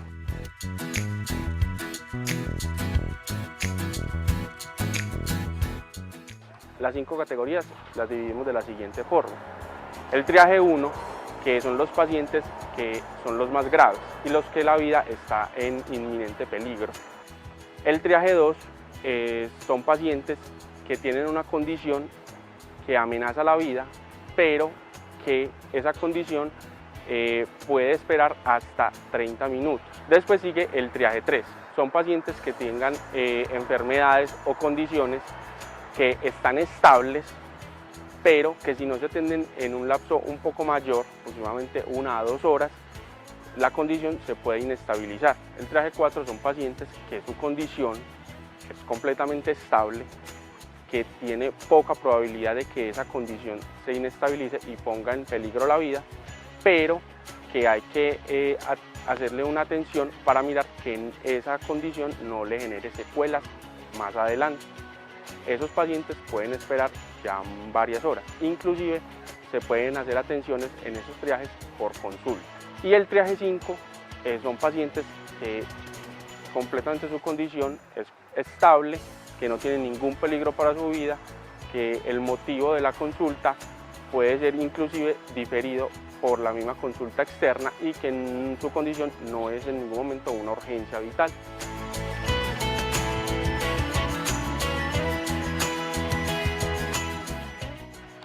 El paciente espera en la sala de espera, es llamado por el personal de enfermería o el personal médico, quien hace una evaluación inicial. ¿Qué es esa evaluación inicial?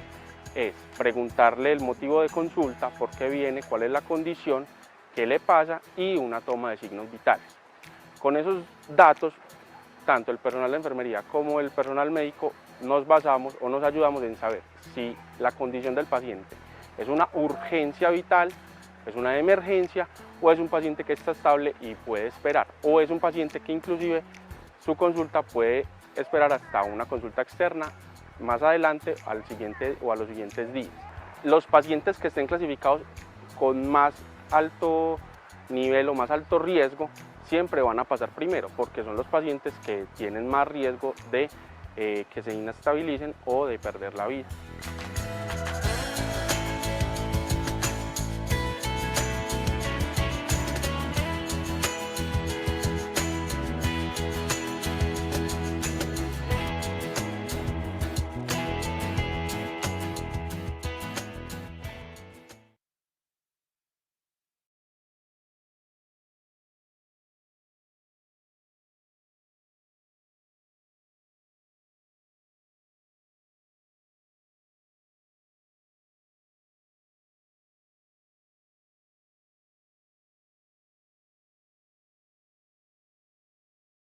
Hola, ¿cómo estás? En este video te voy a enseñar y te voy a explicar de qué se trata un triage hospitalario. El triage hospitalario es la clasificación de la gravedad que llega un paciente al servicio de urgencias. Y en este va a evaluar lo que es la gravedad, la sintomatología y el problema de salud que presenta al llegar a esta unidad. Normalmente se va a evaluar con un triage para ver si su urgencia debe ser atendida inmediatamente o puede ser una urgencia pero no lleva a alto riesgo su salud. De hecho, prácticamente define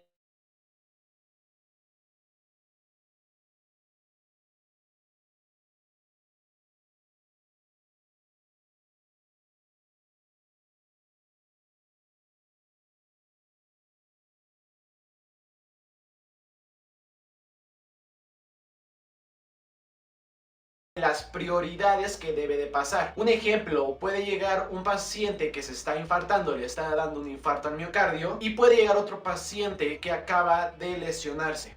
¿Qué prioridad tú le darías? Yo le daría la prioridad verde y azul. Cada uno de estos lleva una clasificación y nosotros la vamos a adecuar dependiendo de la urgencia que tenga el paciente. La roja, digamos que es la urgencia más grave. Debe ser atención inmediata. El paciente se te puede ir en cuestión de segundos y también representa un riesgo vital.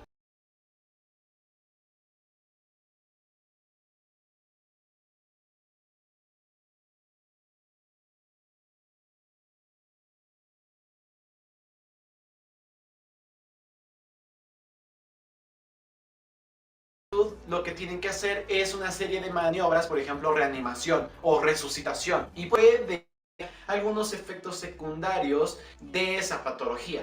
Por lo tanto, esta atención debe de realizarla a lo mucho hasta los 30 minutos. Pongamos que un paciente llega al servicio de urgencias y tú lo calificas con un triage naranja.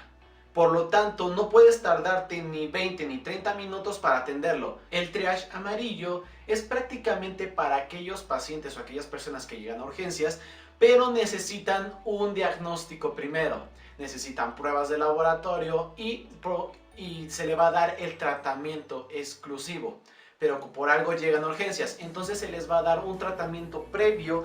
Esperamos a ver cómo reacciona y ahora sí se va a realizar todo el procedimiento de los análisis y se decidirá si se va a casa o se queda en el hospital. En el triage verde el paciente no presenta ningún riesgo, ¿vale? El paciente no puede perder la vida, no tiene por qué perder la vida y no tiene que avanzar a mayores su urgencia, y por eso también se le va a dar un tratamiento inicial. Pero claro, existen riesgos de complicación si su urgencia se agrava con el tiempo. Entonces estos pacientes se les va a dar menos prioridad, si quieres verlo así, pero va a recibir un tratamiento de inmediato. Y el triage azul es el triage más relajado. El paciente llega simplemente tal vez por un dolor o tal vez por náuseas o alguna alergia, pero no va a pasar a mayores. Simplemente se le va a dar el tratamiento. Es como una consulta. Tú llegas, te dan tu consulta, te evalúan y te dan tratamiento, pero para llevártelo a casa.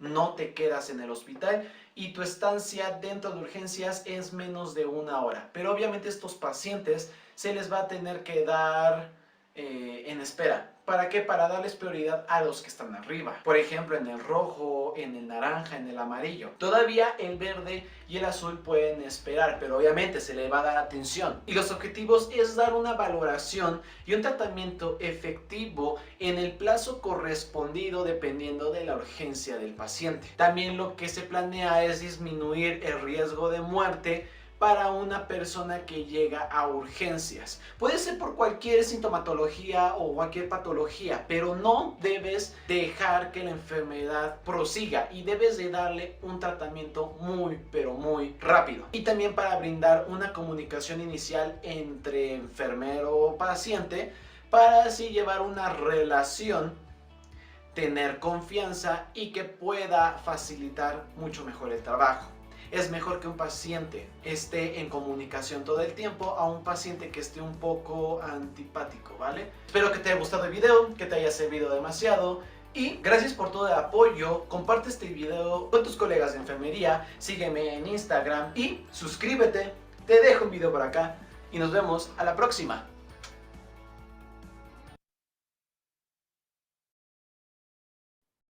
Bien, se ha podido describir unos colores de las prioridades que se realizan en el triaje, ¿no? Entonces, al principio de nuestro módulo, yo pasé un video, ¿no? Como me formatearon la computadora, se me hizo un poco difícil, ¿no? Se habló de un color rojo, ¿no? En el tema de la prioridad 1, ¿no? Lo relacionamos con el tema de las hemorragias, ¿no? El tipo de una urgencia es acerca de la resucitación que se tiene que realizar a un paciente.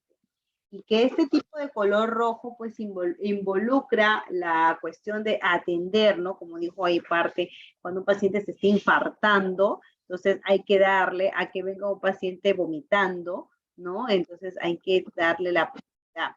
Y es importante mencionar que el color rojo, prioridad 1, nos permite actuar de forma inmediata en todo el personal. Luego sigue, recuerden, el color naranja, ¿no? De todos los colores, el que más se parece al rojo, ¿quién le sigue? Es el naranja. Y esto sí es considerado, pues, para ver el tema de una emergencia y en cuanto al naranja, que no va a perder la vida el paciente, entonces aquí sí puede atenderse con un tiempo de espera de 10 a 15 minutos. Luego ya tenemos un color verde, ¿no? Que es el color de urgencia, ¿no? O perdón, el color amarillo, ¿no? Amarillo, que es el color de urgencia, y pues puede esperar hasta 1 hora, ¿no? El color verde, que ya es una urgencia menor, ¿no? Y puede esperar hasta 3 horas. Y el 5, pues que la clasificación que puedan darse es acerca de que no es urgencia y podemos atenderlo hasta 4 horas, ¿no? Dependiendo de cómo está la cantidad de pacientes, ¿no? Hay un video que he encontrado, dura 2 minutos, creo, pero ahí están los colores donde van a explicar, ¿no? Entonces, y bueno, el color negro, que es un color ya, pues, lamentablemente son pacientes que están fallecidos, ¿no? Y no se involucra, no les podemos hacer ningún triaje. Encontramos un paciente fallecido ya y nomás, ¿no? Y avisar, pues, cómo es el proceso para que puedan darle su cristiana sepultura. Pero sí me interesaría que ustedes vuelvan a ver, voy a ver, creo que lo tengo en mi WhatsApp, con la finalidad de que puedan, ¿dónde está? Ya.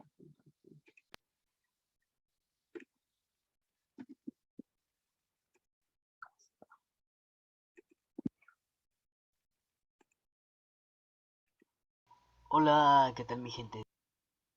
A ver. Hay buenos editores. ¿Cuánto dura este video? Dura casi 3 minutos, ¿ya? Pero sí, aquí está.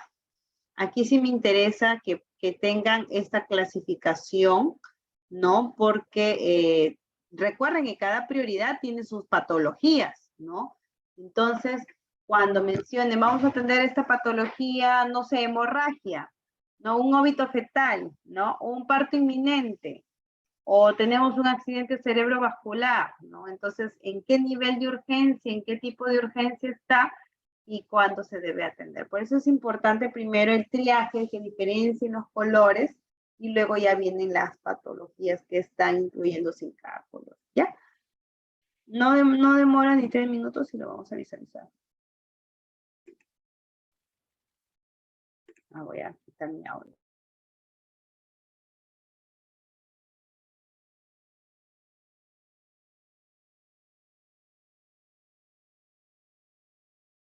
Hola, ¿qué tal mi gente de Chavagol TV Oficial? El día de hoy lo que te voy a hablar es acerca del triaje. Triaje, por ejemplo, no significa lo que normalmente nosotros pensamos, que es agarrar, pesar, tallar, ¿no? Eso es lo que nos imaginamos.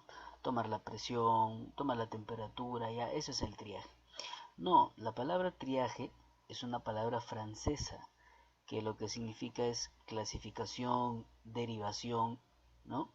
Y esa clasificación o derivación es de acuerdo al estado de salud del paciente, ¿no? No es lo mismo que alguien llegue desangrándose y que alguien normal, y yo atienda primero a la persona que, no sé, pues que viene por un dolorcito en la pierna, que a la persona que se está desangrando. Hay una prioridad, una clasificación, y después de haberlo clasificado, una derivación a dónde va a ser atendida esa persona. Para eso nosotros manejamos este cuadro de triaje, que de verdad es muy importante. Consiste en 5 niveles. Por ejemplo, el primer nivel nos habla de que la persona no tiene urgencia y que, por ejemplo, de acuerdo a la evaluación que le hemos hecho, se clasifica así: sin urgencia. Esto se simboliza por un color azul, y se puede decir que la persona puede esperar hasta 4 horas, ¿no?, para ser atendida. De ahí tenemos, por ejemplo, las urgencias menores.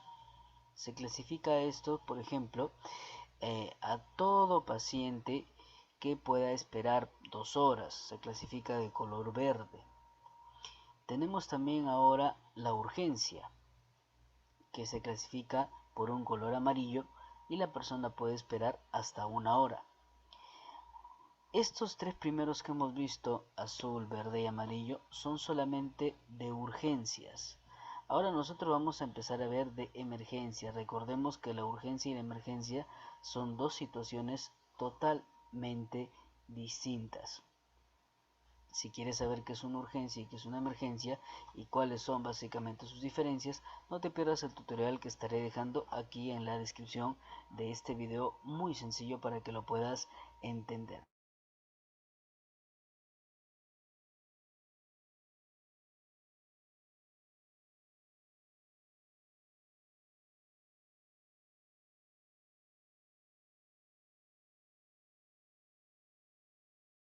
Ahora, el tipo de clasificación número 1 me pinta, por ejemplo, de color rojo a la persona, ya, pudiendo salvarle la vida al paciente, y la persona va a esperar 10, máximo 15 minutos.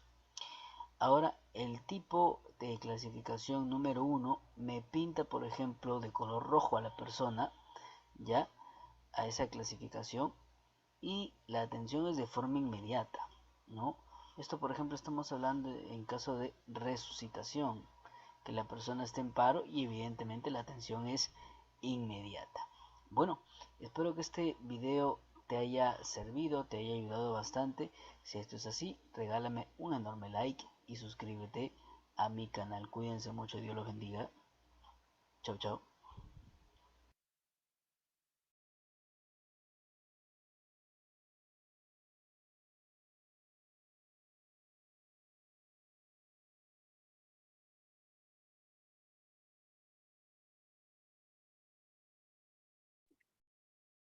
Bien, estimados alumnos, estamos llegando ya a la parte final de la clase y vamos a ver hasta dónde podemos avanzar con el siguiente tema, si no ya lo dejamos para la próxima clase, que es esclerosis múltiple. Vamos a ver, para poder definirlo.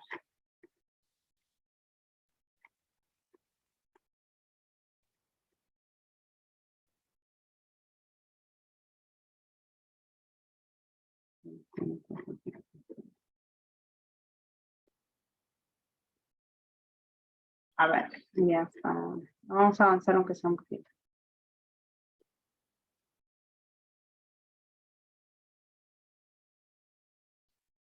Bien, otra de las patologías que podemos estudiar es la esclerosis múltiple, aquellas que merecen o se prestan bajo un servicio del brote agudo en urgencias, ¿no? Entonces, esta patología neurológica que puede tener un solo foco multifocal, tiene síntomas que describen que existe un problema inflamatorio en el sistema nervioso central, ¿no?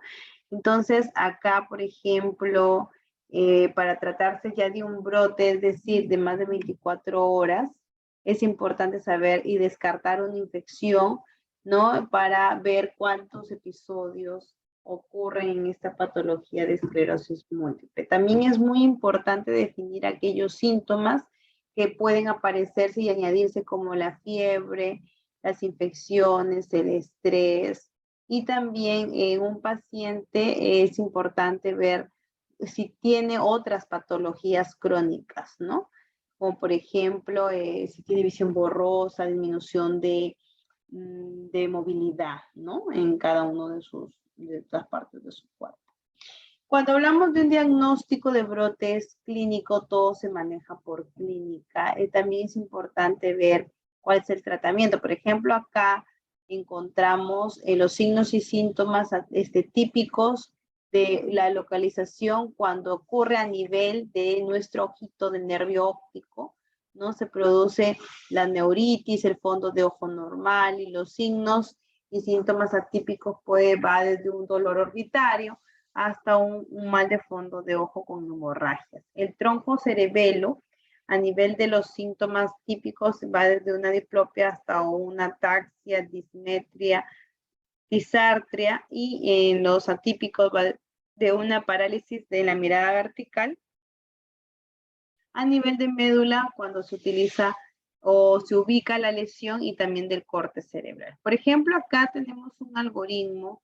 Cuando hay una disfunción neurológica, nos explica, no se ocurre con más de un día de duración, qué se puede hacer, ¿no? Aparece si hay un pseudo brote en base a su temperatura, el interrogatorio analítico y radiografía de tórax, que se toma para evidenciar si hay alguna alteración, ¿no? Y entonces aquí pues se va a necesitar dentro de los medicamentos, los antibióticos, reevaluación continua por el periodo de 48 horas post crisis, presencia de episodio, ¿no? Y si no, entonces no existe un brote y se consideran los diagnósticos alternativos.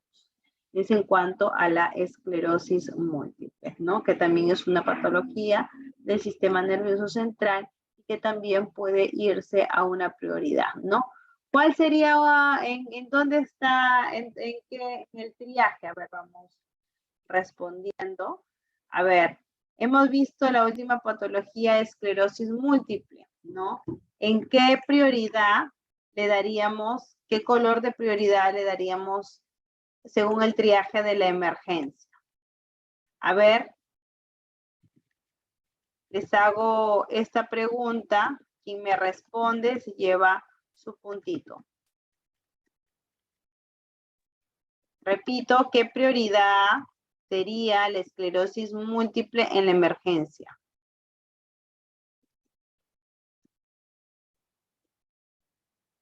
A ver, vamos a ver quién está escribiendo. A ver, nadie se anima a escribir. Prioridad 1, prioridad 2.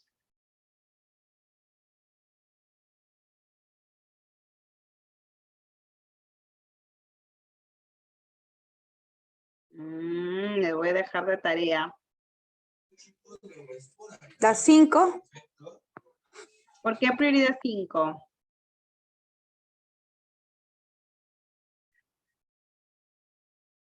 A ver.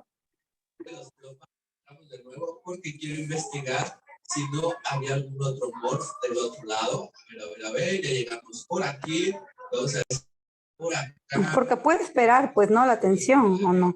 Al parecer no, al parecer solamente Ya, entonces asumimos que problema agudo, ¿no? Quiero al color azul. Color azul, dice Flor, color azul. Nancy nos dice prioridad 3. A ver, ¿quién da más? ¿Quién da menos?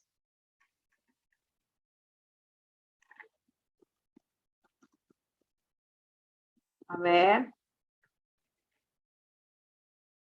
Color azul y Nancy nos dice prioridad 3.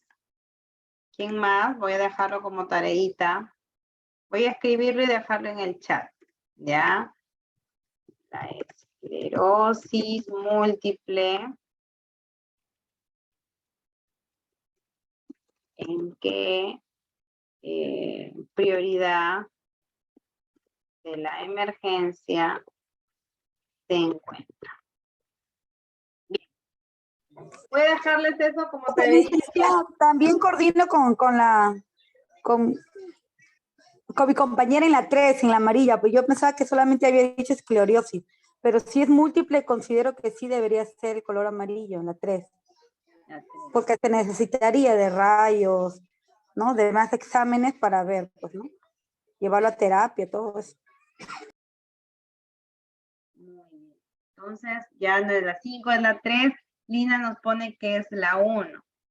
Sí, como es una patología que alberga o comprende más enfermedades, ¿no? Lo vamos a dejar como tareita, ¿ya?